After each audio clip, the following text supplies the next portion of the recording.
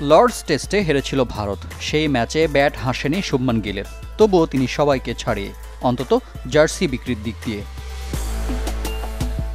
Andrew স্ট্রসের স্ত্রীর নামে দাতব্য সংস্থা রুথ স্ট্রস ফাউন্ডেশন ফুসফুস ক্যান্সারে আক্রান্ত মানুষদের মানসিক ও আর্থিকভাবে সহায়তা করাই মূলত এই ফাউন্ডেশনের কাজ। রেড ফর রুথ শিরোনামে এই ফাউন্ডেশনের জন্য নিলামে তোলা হয় লর্ডস টেস্টে খেলা ভারত ও ইংল্যান্ডের জার্সি ও ক্যাপ, যেখানে সবচেয়ে বেশি দামে বিক্রি হয় শুভমান গিলের সিগনেচার করা জার্সি। ভারত অধিনায়কের জার্সির দাম উঠেছে প্রায় 7.5 লাখ টাকা। গিলের চেয়ে প্রায় 50,000 টাকা কমে বিক্রি হয়েছে জো রুটের জার্সি। বেন স্টোকসের জার্সির দামও ভারতীয় ক্রিকেটারদের তুলনায় কমে বিক্রি হয়েছে।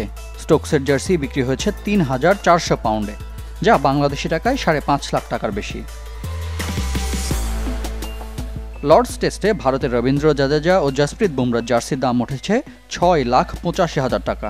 লোকেশ রাহুলের 6,52,000 আর ঋষভ পন্থের জার্সি বিক্রি হয়েছে 5,54,000 টাকায়।